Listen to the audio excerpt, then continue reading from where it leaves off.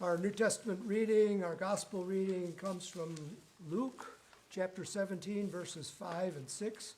You can find that on page 80 of the New Testament section of your pew Bibles.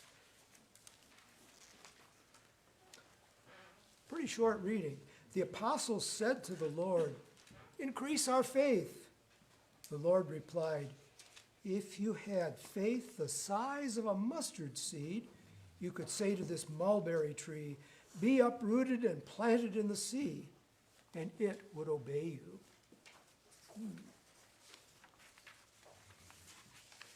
Hear what the Spirit is saying to you in the church. Thanks be to God.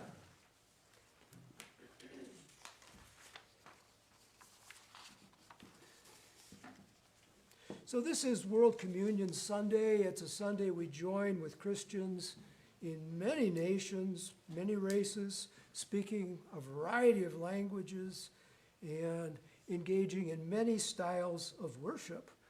Some like that, some like that, but all worshiping the same God. And when we look at our world and even look at our community, we see a great need for peace because our lives and our world are torn by hatred and violence. I don't need to elaborate on that because we all see it, right? Whether it's a mass shooting or people shouting words of hatred at each other, we need God's peace.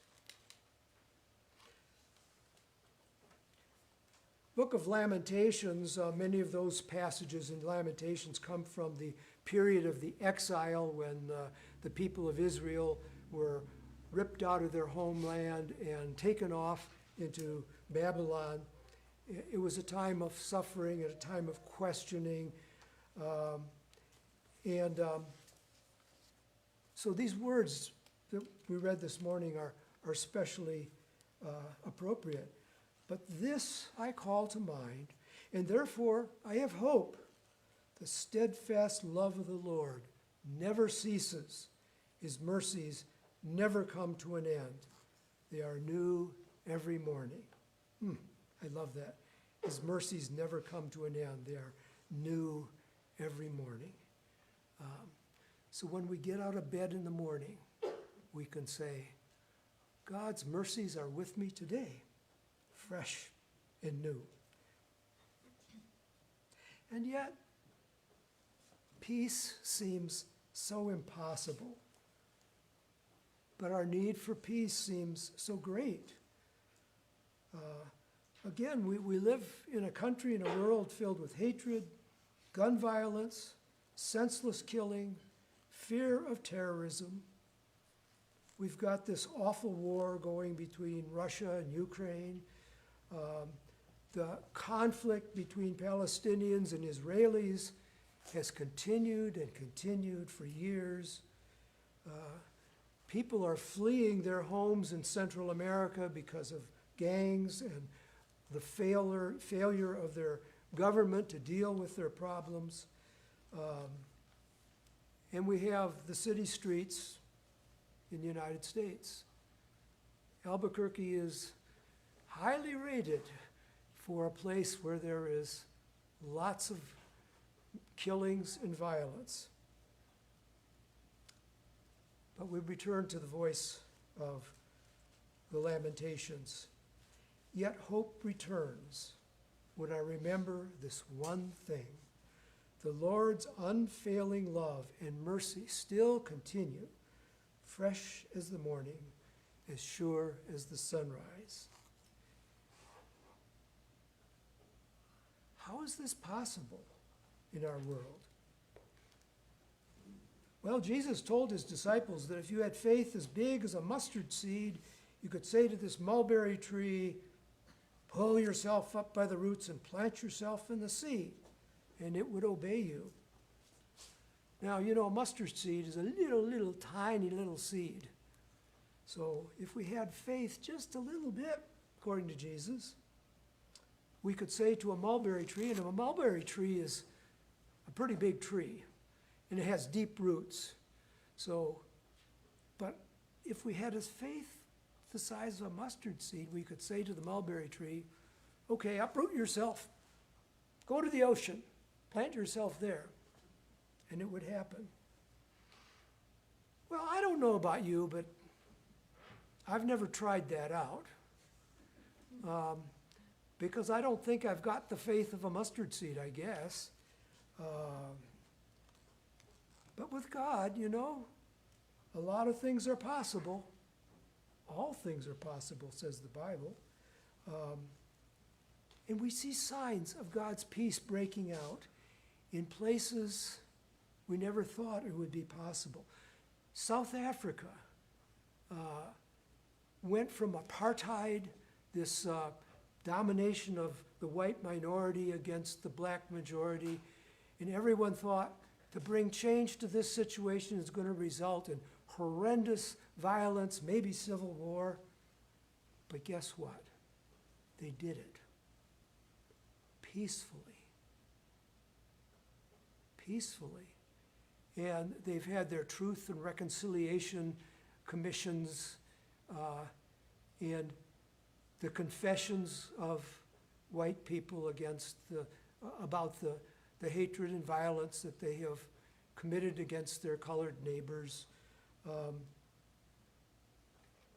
And it's happening peacefully in a place where you never thought it would happen. Northern Ireland had years of violence between the Catholic majority and the Protestant minority.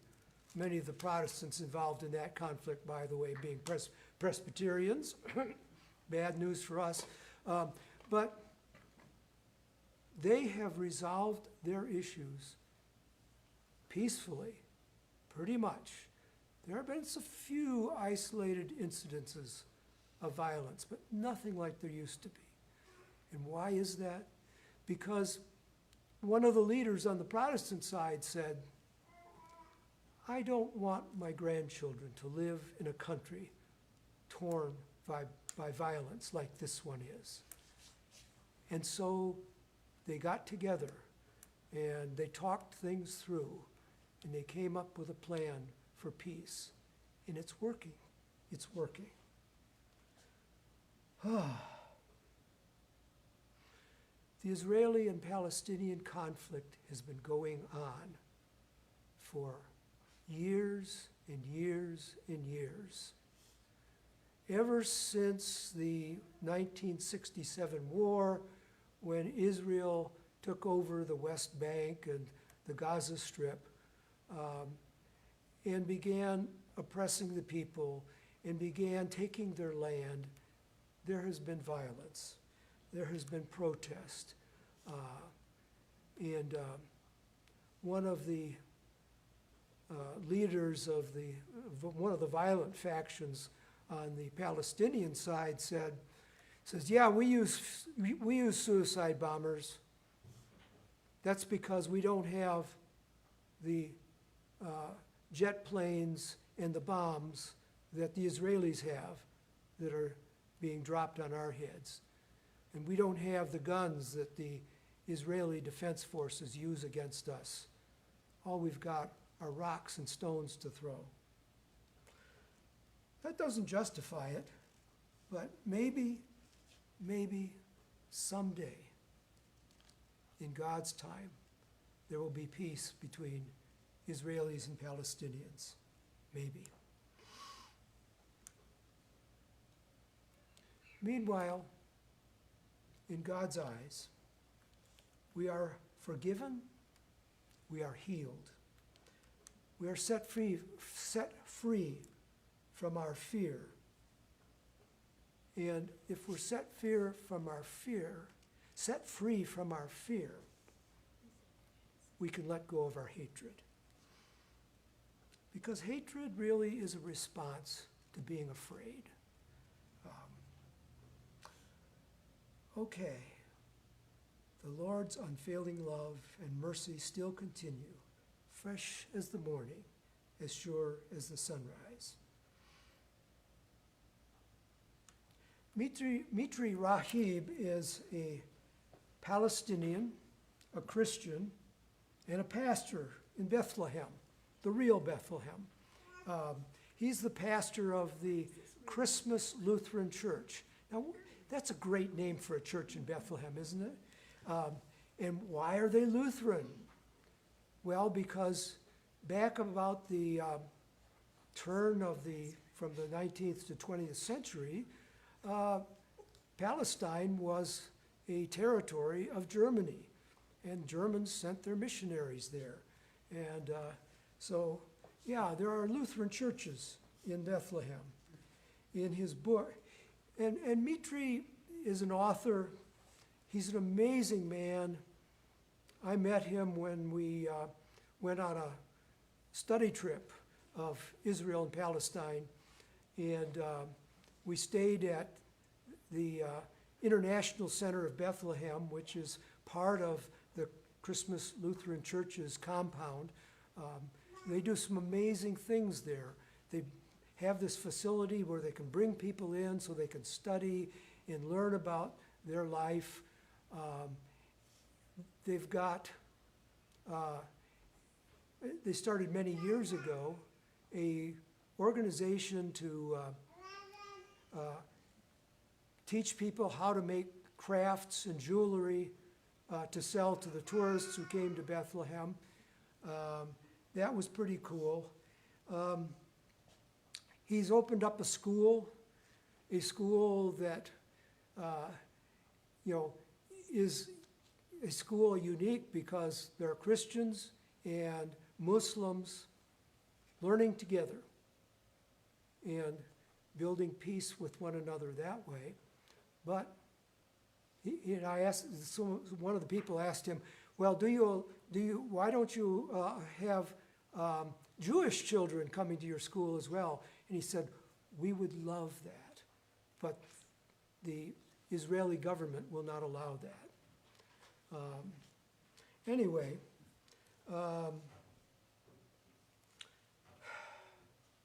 and then his most recent thing was the building of Dar el-Kalima College, now Dar el-Kalima University. It's expanded. And training Palestinians this is primarily a college focusing on arts, training Palestinians in broadcasting, in acting, in painting, in music, bringing them, and Mitri believes that the arts are a great vehicle for communicating and breaking down barriers between Israelis and Palestinians. In his book that he wrote, Bethlehem Besieged, he holds up hope in the face of the Israeli military's invasion of Bethlehem that happened in 2002. When we were there, we could still see the scars on his building where the tanks had fired their artillery. They had been repaired, but you could still see because the stonework didn't quite match. But he writes, Christian hope holds that it is never too late for faith in action and acts of compassion. Christian hope does not surrender to the forces of death and despair, but challenges them. Christian hope is to call upon those in the dark tunnel, in the valleys of death, to come forth, as did Lazarus from the tomb, because here is someone who is the resurrection and the life. Someone, Jesus Christ, the resurrection and the life. And so, Mitri Rahib is a man of hope, and he's a man of humility, and he's a man that doesn't believe in hatred. He would have every reason to hate the Israelis. His father-in-law died in an ambulance trying to get across the checkpoint from Bethlehem to Jerusalem so he could go to a hospital that would treat his failing heart. And his father died in that ambulance because they wouldn't let him go in. But Mitri is a man of reality too. And so the Dar al-Khalima College has a lot of solar panels because he knows that the Israelis control the power going into Palestine and can shut it off at any time. And they have barrels to collect rainwater because, again, the Israelis control the water supply. So he's a realist, but he's not a man of hate. He's a man of hope and compassion and love.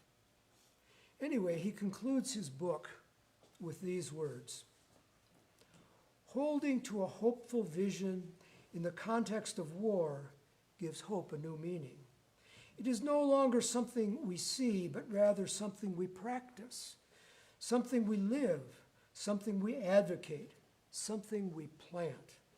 At times when we feel as if the world must be coming to an end tomorrow, our call is not to wait, not to cry, not to surrender. Rather, our only hopeful vision is to go out today into our garden, into our society, and plant olive trees. If we don't plant any trees today, there will be nothing tomorrow. But if we plant a tree today, there will be shade for the children to play in, there will be oil to heal the wounds, and there will be olive branches to wave when peace arrives. That hopeful vision is incredible. He wrote those words in 2004, 18 years ago, and the problems of Palestine and Israel continue today. But he is working in a peaceful, step-by-step, loving way to bring hope, to bring peace, to bring God's love, even in that situation. So, we are called upon to be peacemakers. To be peacemakers as a nation in big ways or little ways. To be peacemakers in our daily lives in big ways and usually little ways. In communion today, we focus on Christ's priceless gift of peace, a gift that empowers us, a gift that sets us free from our fears, a gift that gives us inner peace even when our world is in turmoil, a gift that gives us the drive, the motivation, and the wisdom to plant olive trees, to do what we can do now and plant the seeds of peace, not only for today, but for the future. Christ